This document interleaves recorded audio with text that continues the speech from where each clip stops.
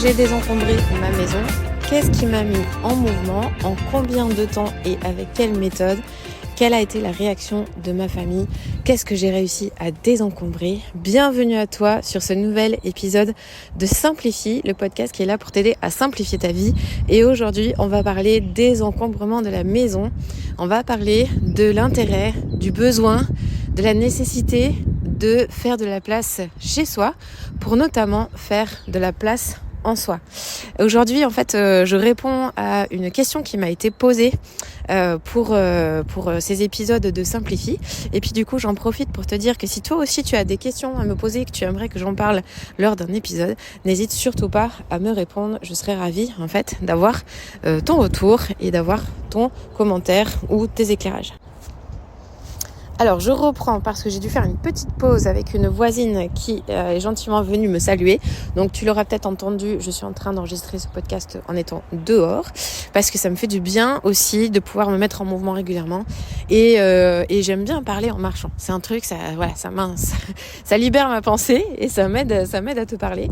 Et d'ailleurs j'en profite pour t'encourager à écouter cet épisode en allant marcher. Vas-y, profite-en, va faire quelques pas dehors. Fais-toi du bien, ça te permettra d'avoir une petite pause rien que pour toi, de prendre l'air, de te mettre en mouvement, de te changer les idées, c'est tout bénéfique. Alors, on va essayer de commencer par le début, le contexte. Donc, pour rappel, j'habite à Toulouse. On vit dans un appartement de 75 mètres carrés avec nos 3 enfants et mon mari. Donc, pour te donner un peu l'organisation des pièces, on a une chambre pour les enfants, on a une chambre pour nous et on a une pièce qui nous sert de bureau chambre d'amis parce que le bureau est une pièce indispensable chez nous. On est tous les deux entrepreneurs et on a besoin d'avoir un espace de travail au calme et aussi on tient absolument à avoir un espace pour accueillir chez nous. C'est quelque chose qu'on aime énormément faire et du coup, on a à cœur d'avoir de la place pour ça. Je reviens au point de départ, à l'arrivée de mon 3e enfant. Lorsque mon 3e enfant est arrivé, Robin, moi j'étais dans un état de fatigue, de grande fatigue.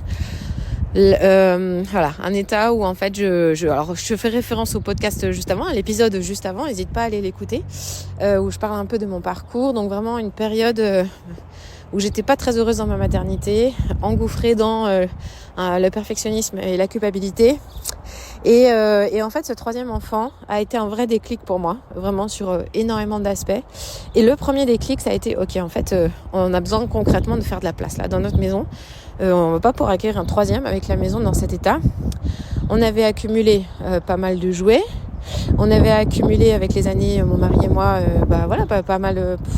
pas mal d'objets qui déjà nous appartenaient avant qu'on se marie. Et puis après, ça continue à s'accumuler.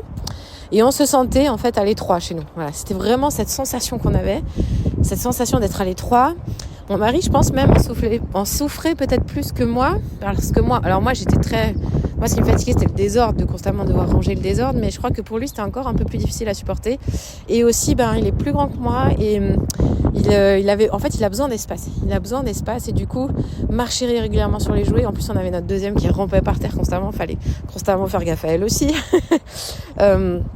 Voilà, c'était quelque chose de fatigant. Et là, vraiment, le déclic, ça a été de se dire, ok, en fait, on a besoin de faire de la place dans la maison. C'est pas possible, ça peut pas continuer comme ça. Et puis moi, avec cet élan de, ok, il faut qu'on fasse du tri. Déjà à la base, en fait, c'est un truc que j'aime énormément faire. Ranger de manière globale. Depuis toute petite, c'est un truc que j'ai toujours aimé faire. Je me souviens, étant gamine, je cohabitais dans la même chambre que ma sœur et j'adorais. Je la suppliais de me laisser ranger son bureau qui était Bon, je sais pas si elle va écouter cet épisode. J'espère que tu ne m'en voudras pas si tu l'écoutes. Mais elle le sait, en fait, il y a une accumulation de choses incroyables sur ce bureau. Pour elle, c'était il y a du vent. J'espère que ça va pas trop te gêner au niveau de l'écoute. Elle, mais en fait, c'était quelque chose qui lui allait complètement. Elle était bien avec ça. Mais moi, en fait, ça me titillait. J'ai dit, mais laisse-moi, s'il te plaît, ranger ton bureau. Et j'adorais faire ça. Donc, du coup, faut savoir qu'à la base, c'est un truc que j'aime faire. C'est pas contraignant pour moi. Ranger, pour moi, ça met de l'ordre dans mes idées. Et aujourd'hui, avec le recul, je me dis, mais c'est pas du tout étonnant que mon premier besoin ait été de faire du tri, de désencombrer, de faire de la place. Parce que maintenant, je le sais avec le recul, j'avais un énorme besoin de faire de la place pour moi, de faire de la place pour des nouveaux projets dans ma vie, de me retrouver. Et donc, du coup, j'ai commencé par me chercher au milieu de tous ces objets, finalement. Et donc ça a été vraiment le déclic de se dire que voilà, les enfants, on ne pourra pas leur donner 2 chambres dans cette maison. Ça a été aussi ça, la prise de conscience. On a besoin d'avoir cette pièce bureau, chambre d'amis. On va devoir, en fait, ils vont devoir être tous les 3 dans la même chambre à un moment donné. Comment on va rendre ça possible avec une petite chambre comme on avait là? Et donc, première solution radicale, on va faire du tri, on va faire de la place. Voilà, je dirais ce qui m'a motivée à commencer à désencombrer ma maison à l'arrivée de mon 3e enfant. Comment on a vécu ça en famille? Tout simplement, en fait, comme je te l'ai dit, mon mari, il a été complètement emballé, en fait, par l'idée de c'est ça qu'on a besoin. Lui aussi était très moteur là-dedans. C'est quelque chose qui nous a parlé à tous les deux. Et on s'y engagé tous les deux. C'était vraiment une volonté commune. Après, dans la réalité des faits, c'était moi qui étais à la maison. Donc, c'était moi qui avait plus de possibilités pour passer du temps à faire du tri. Et lui qui bossait beaucoup plus à l'extérieur. Donc, c'est beaucoup moi qui ai pris ça en charge. Mais dès que lui avait un peu de temps, il s'y est aussi mis avec moi. Et c'est vraiment comme ça qu'on l'a vécu. Les enfants là-dedans, ils étaient quand même très petits. Donc, pas vraiment... Voilà, ils réalisaient pas vraiment ce qui était en train de se passer, si ce n'est que on fait de la place pour le petit frère et tout ça. Et je crois qu'en tout cas, un des bénéfices, ça a été, mais ça on en parlera peut-être à la fin, ça a été de retrouver une chambre beaucoup plus agréable en tout cas, beaucoup plus de clarté sur où sont les jouets, quels jouets sont à ma disposition, un environnement de vie beaucoup plus agréable, ça c'est sûr. Alors quels ont été les principaux défis auxquels j'ai été confrontée en désencombrant ma maison ? Les principaux défis, je pense que je pourrais le dire avec le fait d'être confrontée je pense que pour moi ça a été les objets sentimentaux, les objets auxquels j'étais attachée, les objets qui pour moi ramènent à des souvenirs ou des objets que j'ai envie de garder pour les transmettre plus tard à mes enfants. Je pense que ça c'est vraiment des choses qui sont venues me chercher. Et puis justement pour permettre de désencombrer, ce que j'ai commencé à faire, c'est que du coup je suis allée lire des méthodes de désencombrement parce que je voulais pas faire un petit peu de tri comme ça, je voulais vraiment quelque chose d'efficace. Et moi j'ai besoin souvent quand je me lance dans quelque chose d'avoir le côté plan d'action. Voilà, je suis pas coach pour rien, j'ai besoin de plan d'action. Et du coup, par rapport à ce plan d'action, je suis allée le chercher dans des livres, dans différentes méthodes de rangement, notamment la méthode Marie Kondo, que j'ai découverte, qui m'a beaucoup parlé, qui pareil m'a replongé dans mes failles de perfectionnisme où je me suis dit ah ouais d'accord, c'est possible de ne plus jamais avoir à ranger sa maison. Voilà, c'est un énorme mensonge, mais j'y ai cru. Et du coup de voir l'environnement parfait dans lequel elle vivait tout de suite, il y a quelque chose qui m'a attirée vers ça. Donc j'y suis allée, je m'en suis saisie. Et du coup j'ai commencé à fonctionner avec sa méthode, qui était de fonctionner par catégorie d'objets. Et c'est aujourd'hui toujours ce que je conseille et ce à quoi là où j'enseigne mes clientes, c'est vraiment sur le fait de désencombrer catégorie d'objets par catégorie d'objets, les livres, les vêtements, les jouets, les affaires de cuisine, les affaires électroniques, les affaires de sport, et de tout rassembler par catégorie. Une fois que tu as tout rassemblé dans la maison, tu commences à trier. Donc c'est vraiment comme ça que j'y suis allée. Et la catégorie des objets sentimentaux, pour y revenir, du coup c'est une catégorie qui arrive à la fin. Et ça, c'est quelque chose que je me suis appliquée, c'est-à-dire de me dire ok, si j'arrive pas à prendre une décision par rapport à ça, je le remets à plus tard. C'est pas bien grave, c'est pas bien gênant. Et puis ça me permettra de me laisser le temps de réfléchir et de prendre cette décision plus tard, d'arriver à la prendre en tout cas. Ça, c'est le principal défi. Est-ce que j'ai rencontré d'autres défis ? J'avais une sacrée détermination quand même. J'avais une sacrée détermination, donc j'ai pas beaucoup rencontré de défis. J'ai été très efficace et assez radicale. Et pourquoi est-ce que j'étais aussi assez radicale ? Parce qu'en parallèle, en fait, je me suis mis aussi à beaucoup lire sur les bénéfices, en fait. Les bénéfices de désencombrer sa maison. Les bénéfices de revenir à l'essentiel, de revenir à plus de simplicité. Je me suis beaucoup renseignée sur le mouvement du minimalisme, dans lequel je me reconnaissais pas complètement, et en même temps certaines parties qui résonnaient fortes en moi. Et j'ai compris qu'en fait, en faisant cette démarche, c'était pas simplement faire de la place chez moi, mais en fait, c'était vraiment retrouver une qualité de vie, une vraie qualité de vie qui est branchée, qui est connectée à l'essentiel, c'est-à-dire aux relations. Faire passer les relations en premier dans sa maison et pas l'organisation, pas le rangement, pas la vie quotidienne. Faire passer les relations, se libérer du temps, de l'espace pour ce qui est important, pour les personnes qu'on aime accueillir chez nous, pour vivre les projets qu'on a envie de vivre. Ne plus avoir à se préoccuper de cette vie quotidienne et à alléger son esprit. Et donc je pense que j'étais tellement convaincue que du coup j'ai pas beaucoup résisté. j'ai pas beaucoup résisté. Comment est-ce que j'ai décidé quels objets garder et lesquels débarrasser? Alors, là pareil, en fait, j'ai eu 3 questions clés que je me suis posées puis que je vais te partager aujourd'hui. Ces 3 questions clés, ça a été déjà, est-ce que j'en ai besoin maintenant ou dans un avenir proche? Donc avenir proche pour moi, je me suis mis le curseur à aller sur une année. Est-ce que je peux avoir besoin de cet objet? Il s'est révélé que en fait il y avait beaucoup de choses, c'était pas forcément le cas, donc ça m'a permis d'en faire partir. Il y a aussi la deuxième question, c'est est-ce que alors c'est une question un petit peu de sous-catégorie, mais est-ce que cet objet je l'ai en double ou pas? Tout ce que j'avais en double dans la maison, on s'en est séparé. On a arrêté d'avoir j'en sais rien, je te donne un exemple tout bête, 2 économes.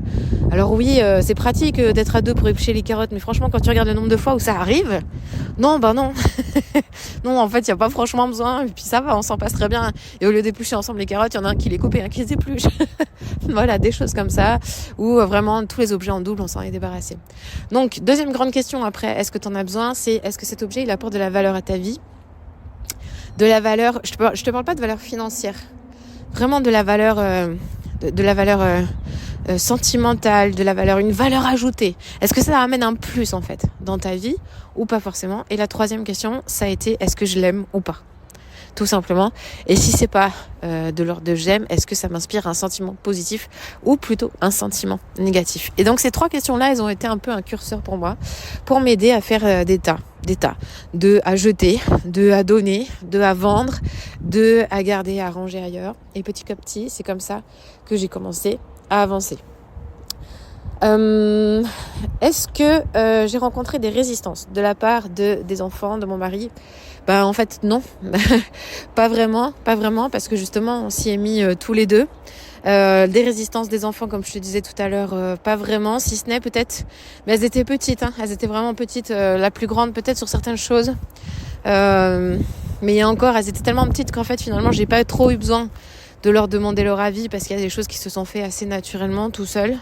Enfin en tout cas c'est pas le souvenir que j'en ai. Peut-être que j'ai lu de certains souvenirs, mais dans mes souvenirs ça a bien fonctionné. Et puis, quelle autre question tu pourrais avoir en tête pour que je puisse te répondre? Comment est-ce que j'ai organisé le tri des jouets et des vêtements? Alors oui, qu'est-ce qu'on a désencombré? On a désencombré énormément de livres. Alors les livres, en fait, on avait la pièce bureau, on avait des murs entiers de bibliothèque qui étaient recouverts de livres, en fait. Voilà, qui étaient remplis de livres. Et du coup, en fait, ça donnait une impression d'oppression, tu vois, la pièce était énormément remplie, une pollution visuelle énorme. On aime énormément les livres tous les deux, mon mari et moi, mais on en est arrivé au stade où quand on a regroupé nos 2 bibliothèques quand on s'est mariés et puis après avec les années, c'était devenu too much en fait. Et ce bureau, il en était devenu étouffant. Et même s'il y avait le côté très agréable, ce côté cosy de la bibliothèque, en fait, dans cette saison, on avait besoin de retrouver de l'espace. On a eu besoin, en fait, de faire un gros tri dans les livres. Et vraiment, là, on a été drastique. On a fait une razzia sur les bouquins. On a fait un énorme tri sur les vêtements. Je me souviens qu'à cette époque-là, j'ai carrément changé de garde-robe. J'ai gardé très, très, très peu d'affaires. Tellement je ne supportais plus tous mes habits. J'ai gardé très peu de choses et j'ai renouvelé ma garde-robe derrière. On a fait les jouets. Alors, les jouets, là, j'y suis allée aussi... Je me souviens de ce jour où j'ai sorti tous les jouets sur le tapis du salon, que j'ai pris conscience du nombre de jouets que les enfants avaient, auxquels ils ne jouaient pas, bien sûr. Auxquels ils ne jouaient pas. Donc là aussi, pareil, ça a été un gros tri assez drastique. Je pense que c'est les 3 catégories sur lesquelles on est le plus allé. Et puis après, des tas de choses. Ah oui, dans notre bureau, on avait une pièce avec les papiers, j'ai oublié, les papiers aussi. On a été très très radical sur les papiers. Et dans ce bureau, on avait un placard, c'est le placard de la honte, mais je sais que tout le monde l'a, puis même nous maintenant, on a encore un petit peu ce placard. Mais vraiment, ce placard, allez, vu qu'on n'a pas de cave, on n'a pas de grenier, c'était un placard où on stockait en fait. On stockait énormément de choses à l'intérieur, on bourrait ce placard. Et là, pareil, on a fait un énorme vide pour que mon mari refasse toutes les étagères à l'intérieur. Et ça a été tellement bénéfique, ça a été vraiment génial. Pour revenir un peu plus en détail sur comment j'ai organisé le tri des jouets et des vêtements pour les enfants, en fait, une chose dont j'ai été très vite convaincue, c'est que en fait, moins t'as d'objets, moins t'as de jouets, moins t'as de bazar. Moins t'as de bazar, moins t'as de prise de tête, moins t'as de conflits, plus t'as de paix, plus tu kiffes la vie. Voilà, ok. Je le dis très souvent, ça ne sert à rien de ranger, de passer son temps à ranger. Arrête de ranger si tu fais ça. désencombre, fais du tri. Le désordre, ça se range pas, ça s'élimine. Ça, c'est une phrase clé que tu peux retenir. Le désordre, ça se range pas, ça s'élimine. Donc du coup, pour qu'il y ait plus de désordre, en fait, j'ai décidé d'aller sélectionner les jouets qui étaient les plus pertinents pour mes enfants. Donc j'ai enlevé tout ce qui était abîmé, cassé, usé, tout ce qui n'était plus de leur âge, tout ce qui était bébête, tout ce qui faisait du bruit. C'était le genre de jouets qui nous insupporte. Et on a fait un gros tri là-dedans pour arriver à des jouets qu'on trouvait stimulants, intéressants, des jouets qui pouvaient être facilement détournés, qui peuvent avoir plusieurs utilisations. Je te donne l'exemple des caplas. Les caplas, tu en fais des milliards de trucs, des caplas. Voilà, c'est ce genre de trucs qu'on a gardés. Et l'idée, c'était qu'en fait, on puisse accueillir nos 3 enfants dans leur chambre. Et donc, pour ça, l'astuce qu'on a eue, c'est d'installer plus tard, quand mon 3e a été un peu plus grand, un lit à 3 étages. Donc ça, c'est aussi assez génial. Un lit superposé à 3 étages qui a permis aux enfants d'avoir leurs jouets et en même temps d'avoir leur petit coin à chacun pour dormir. Et puis pour les vêtements, écoute, sur YouTube, tu pourras retrouver 2 vidéos que j'ai faites sur comment en fait j'ai fait le tri des vêtements chez nous, comment est-ce que je les range, quel choix j'ai fait. Donc si tu veux plus de détails, tu pourras aller découvrir la vidéo sur YouTube. Pour te dire un peu la chose, en fait on a acheté une commode avec une très grosse commode avec 3 tiroirs, 3 grands tiroirs, et chacun a son tiroir. Et les habits des enfants rentrent là-dedans. Point barre. Je te parle pas des habits de stock, de taille et tout ça, c'est autre chose. Mais les habits en cours, c'est chacun à son tiroir. Et du coup, ça permet que les enfants soient très autonomes pour prendre tout seuls leurs vêtements. Ils savent aussi les remettre, même si mon dernier qui a 5 ans, c'est encore un peu plus compliqué pour lui. Mais voilà, ils savent se gérer par rapport à leurs habits. Et en fait, le principe, c'était que si ça déborde de ce tiroir, c'est qu'il y en a trop. Et donc, il faut faire du tri. Et c'est comme ça que du coup, on est arrivé en fait à une quantité de vêtements qui est toujours contenu dans un espace, dans ce tiroir-là. Et puis pour le stock des vêtements, on a créé un placard dans leur chambre avec des caisses par taille qui est juste à côté de la commode, ce qui me permet très très facilement de basculer de l'un à l'autre dans les saisons sans avoir à monter au grenier ou à la cave pour aller faire le tournus des habits. Donc du coup, ça permet que ça tourne, que ce soit très fluide et qu'il n'y ait jamais de vêtements qui stagnent en mode ça c'est trop grand, ça c'est trop petit, mais il faut que j'aille à la cave ou au grenier. Donc du coup, c'est très efficace, c'est très rapide. Qu'est-ce que je peux te donner comme autre indication ? En combien de temps on a fait ça ? Et bien alors là, je sais pas en fait. Ça, j'avoue que c'est un peu flou. Dans mon souvenir, c'est en quelques mois. Il me semble qu'en quelques mois, les choses ont été faites. On n'a pas tout fait d'un coup. Vraiment, ça a été par touche. Il y a des périodes où on a mis des gros coups, des périodes où on n'y a plus touché. En tout cas, on avait aussi... Ah oui, c'est ça aussi. C'est que du coup, avec ce désencombrement de la maison, en même temps, et oui, ça c'était important, en même temps, c'est réveillé, plus on avançait dans le désencombrement, plus c'est réveillé l'envie en fait de rénover notre appartement qui avait été abîmé par des problèmes d'humidité dans certains coins des pièces et vraiment on s'est dit en fait là, est-ce que ce serait pas juste le moment vu qu'on est un peu dans le foutoir de la maison, on est en train de tout mettre en vrille parce qu'on est en train de tout désencombrer, de commencer vraiment une fois que c'est fait à faire des travaux pour qu'en fait on puisse enfin se sentir bien chez nous. Mon mari, il est multipreneur, mais une de ses activités notamment, c'est d'être artisan, de faire des chantiers de rénovation, de rénover des appartements. Et du coup, avec son talent et avec l'aide, notamment d'un service de déco en ligne, en fait, on a remasterisé nos pièces en fonction de nos goûts. Et on sentait qu'on était dans une période où en fait cette rénovation intérieure, cette rénovation de notre maison, en fait c'était une véritable rénovation intérieure de nos maisons intérieures, de nos âmes. C'est-à-dire qu'en fait on avait besoin on avait un besoin profond de beau, de se sentir bien chez nous et de le reconnaître, de l'admettre et de faire des choix en conséquence, de se dire ok, ça nous paraît peut-être pas, ça peut paraître superficiel pour certains d'investir de l'argent dans de la déco, mais pour nous, à cette époque de notre vie, c'était vraiment essentiel. En fait, c'est un moyen de quelque part de nous redonner de la valeur en prenant soin de notre maison. Et si ça te parle, vraiment j'ai envie de t'encourager à ça en te disant que quand tu prends soin de ta maison, quand tu prends soin de chez toi, quand tu épures, quand tu enjolives, quand tu fais tu rénoves cette maison dans laquelle tu vis, mais quelque part en fait tu prends aussi soin de toi, de ta maison intérieure, et tu t'envoies un message de en fait tu le mérites. En fait tu le mérites de vivre dans un endroit qui est beau, dans un endroit dans lequel tu te sens bien. Et quand tu comprends ça, ça te permet aussi en fait d'aller vraiment jusqu'au bout de cette démarche-là qui est profondément essentielle. Alors ensuite, quelles ont été les répercussions positives de désencombrer la maison ? Répercussions positives, les bénéfices. Il y en a tellement. Il y en a tellement. Ça m'a permis à un moment donné d'en faire mon métier. Parce qu'en fait, j'ai réalisé que pour moi, j'avais adoré faire ça, que c'était très facile, que je pouvais faire ça chez les autres. Et quand j'ai découvert qu'il y avait un métier qui existait, je me suis dit, banco, ça va être le moyen de me reconvertir. Je te renvoie au podcast, à l'épisode précédent notamment, si tu veux en savoir plus. Donc du coup, ça m'a permis notamment de me lancer en fait, de lancer mon entreprise. Et ça, c'est quand même sacrément pas rien. Pour moi, ça a été quelque chose de... C'était une porte d'entrée, vraiment. Une porte d'entrée pour une nouvelle saison de ma vie.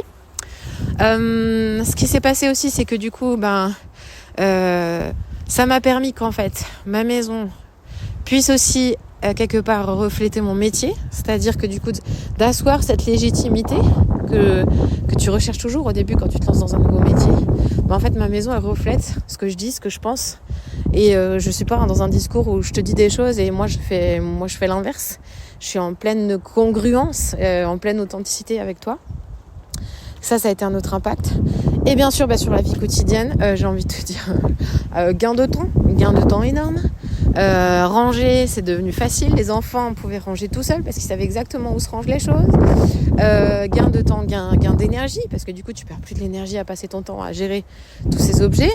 Gain en qualité de relation. Plus de paix, moins de conflits avec les enfants, moins de prise de tête. Tout est plus facile, tout est plus fluide. Et donc du coup, en fait, à un moment donné, ça devient plus un problème. En fait, on a toujours des trucs à ranger à la maison. Il y a toujours des espaces qui peuvent être un peu en désordre.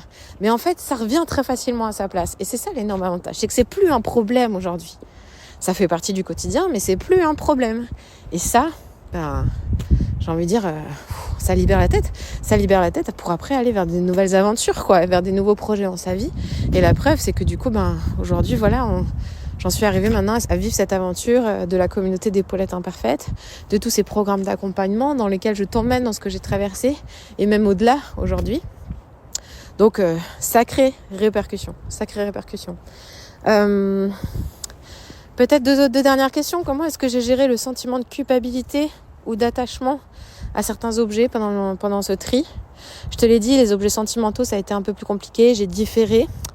Est-ce qu'il y a eu des trucs que j'ai regrettés? Par exemple, est-ce que j'ai jeté et qu'après, par exemple, quelqu'un m'a dit « Mais tu l'as mis où ça ?»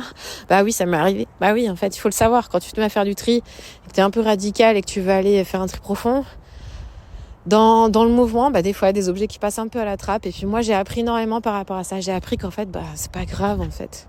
En fait, c'est pas grave parce que quand t'as plus l'objet, tu trouves toujours une solution. Tu trouves toujours une solution pour faire sans, tout simplement. Soit faire autrement, soit finalement aller emprunter, demander. Au pire, tu vas racheter. Ok, au moins tu sais que cet objet-là, en fait, t'en as vraiment besoin et qu'il est pas prêt de partir de chez toi. Voilà, et qu'en fait, c'est ok de faire des erreurs. Que c'est complètement ok de faire des erreurs. Et vraiment, je pense que j'ai plus eu un sentiment de fierté, de me dire Géraldine, regarde ce que tu as été capable de faire. J'ai pas culpabilisé par rapport à tout ce qu'on avait gardé. Vraiment, c'était plus une joie de se dire mais on se libère là, on se libère la tête, on se libère les épaules. Ça fait un bien fou. Et c'est vraiment comme ça que je l'ai vécu. Et puis bien sûr pour l'attachement sentimental, aujourd'hui j'ai ma petite caisse de petits jouets, de petits objets sentimentaux, de bébés, d'enfants, de souvenirs d'enfants que j'ai pas envie de bazarder. C'est ma petite caisse à moi, tant que ça rentre là-dedans c'est bon. Le jour où elle se rentre plus, ça faudra faire du tri. Ou j'achète une caisse un peu plus grande, mais ça doit toujours être dans cette caisse-là. Voilà. Et puis pareil, je me respecte et s'il y a des choses je peux pas, je peux pas. Et puis j'accepte. C'est ok. Voilà. Je sais que avec les papiers, on a rencontré du challenge aussi. Il y avait la peur. Il y avait beaucoup de peur au niveau des papiers de se dire ah là là, mais si on en a besoin et qu'on le jette et qu'est-ce qui va se passer. Notamment aussi tous les cours, tous les cours de fac que j'avais, d'école d'éduc, que j'avais gardé. Là, ce qui était pas simple, c'était de dire au revoir au passé, notamment. De dire au revoir au passé. Au revoir à certaines choses auxquelles j'avais rêvé et sur lesquelles, je suis pas allée, auxquelles j'ai renoncé. Ça soulevait énormément de choses, énormément de questions. Mais quand tu fais du tri, en fait, c'est ça qui est incroyable. C'est que tu t'interroges sur les objets et en même temps tu t'interroges sur ta vie, sur la vie, sur ton passé, sur ton avenir, sur ce que tu veux pour ta vie, sur ce que tu veux plus pour ta vie, à quoi tu dis oui dans ta vie, à quoi tu dis non dans ta vie. En fait, c'est bien plus large que juste désencombrer. C'est revenir à l'essentiel, toujours dans cette démarche de revenir à qu'est-ce qui est important pour toi. Voilà. Maintenant que ma maison est désencombrée, comment je maintiens cet état en fait de désencombrement, surtout avec 3 enfants. Alors, comment on maintient ça ? On a un principe qu'on a adopté. Ce principe, c'est un objet qui rentre, un objet qui sort. Et ça, alors c'est pas 100% des cas, hein, on va aussi relativiser. Mais régulièrement, on essaye d'y penser. Ok, on va acheter un truc là, donc ça veut dire que si on achète ça, il y a des trucs qui doivent sortir. Et on applique ce principe avec les enfants. Lorsque les enfants souhaitent un nouveau jouet, ok les enfants, par exemple à Noël, on va faire du tri avant Noël. On va faire du tri pour libérer de la place pour des nouveaux jouets. Et donc généralement, on fonctionne comme ça. Et puis, pareil en fait, j'utilise beaucoup ce principe de tout ce qu'on a doit rentrer dans cet espace-là. Par exemple, les livres des enfants ou les jeux de société des enfants doivent rentrer sur 2 ou 3 étagères qui leur sont attribuées dans le salon. Et puis si ça ne rentre plus sur cette étagère, ça ne déborde pas sur d'autres étagères. C'est le moment de faire du tri. Et donc du coup, régulièrement, on a ce petit radar qui vient nous indiquer que là, ça commence un peu à s'envahir et c'est le moment d'y retourner. Donc il y a un petit entretien. Mais cet entretien, il est très facile à faire parce que ton radar, il est beaucoup plus actif qu'avant. Et surtout, tu sais comment faire. Tu sais à quel tu sais à quel moment, en fait, il est temps, en fait, d'évacuer un petit peu quand tu sens que là, le bazar, ça commence à être vraiment n'importe quoi. Allez, hop, tu fais un petit coup, quelques minutes et c'est réglé, en fait. Et ça va très vite. Voilà. Du coup, j'en profite pour, à la fin de ce podcast, je dois te partager notamment une nouvelle. En fait, je suis à nouveau dans une démarche de désencombrement de la maison parce que nous allons bientôt déménager. Et oui, nous allons bientôt déménager. Alors, je t'en dirai plus certainement dans de futurs épisodes. Mais nous prévoyons de déménager cet été. Et en prévision de ce déménagement, du coup, c'est aussi l'occasion de se dire, allez, on va remettre un coup dans certaines zones auxquelles on n'avait pas du tout touché. Et puis prendre peut-être des décisions un petit peu plus radicales que d'habitude pour nous permettre de vivre un déménagement serein, rapide, surtout. Voilà. Et on n'a pas 36 camions à déplacer pour ce déménagement. Voilà, il me semble que j'ai partagé un petit peu tous les éléments essentiels. Je regarde mes notes. Mais oui, je crois que je t'ai dit l'essentiel. Aujourd'hui, on vit dans un appartement qui est assez épuré, mais qui est en même temps très agréable à vivre. C'est-à-dire qu'il y a de la vie et on est dans le juste assez. Désencombrer, ça nous a permis aussi, ça je te l'ai pas dit, mais d'enlever des meubles. Et du coup, c'est vrai que d'enlever des meubles, franchement, rien de mieux que en fait de récupérer. Pour récupérer de la place, il y a rien de mieux que d'enlever des meubles en fait. Voilà. Donc visuellement, on se sent très très bien. On espère pouvoir recréer ça ailleurs. Ce sera notre challenge, notre nouveau challenge. Mais aujourd'hui, on sait faire. Donc ça, c'est un atout qu'on a. Et du coup, si tout ça, en fait, ça te parle, ça te fait écho, que tu aspires toi aussi à plus de clarté, à plus de respiration dans ta maison. Si tu as envie de tourner un nouveau chapitre dans ta vie et tu sais que tu as besoin de faire du tri pour ça, sache qu'en fait dans le programme Reset, dans lequel on t'accompagne pour simplifier ta vie, pour revenir à l'essentiel, pour sortir du trop, pour éliminer la pression de ta vie, mais en fait on t'accompagne pour faire ce tri chez toi. On t'accompagne avec des outils, tout ce que je t'ai dit là, je t'enseigne tout ça et en fait on va bien plus loin dans la prise en main de tous ces outils dans ton quotidien. On t'accompagne en t'aidant à te fixer des objectifs, en t'aidant à créer ton plan d'action, en t'aidant à persévérer, en répondant à tes questions, en t'aidant à te débloquer dans les moments où tu sais pas comment faire, tu sais pas quoi faire, tu sais pas quelle décision prendre. On t'aide à ça en te respectant dans tout ton parcours sur tes décisions. Donc sache que c'est un véritable soutien et que ce soutien-là au niveau du désencombrement de ta maison fait partie en fait de cette aventure Reset. Donc si les questions de désencombrement pour toi, elles sont réelles, ce que je t'encourage à faire, c'est tout simplement à cliquer sur le lien qui est juste en dessous et puis à réserver ton appel avec moi pour qu'on puisse parler en fait de ce qui est challengeant, de ce qui est difficile pour toi.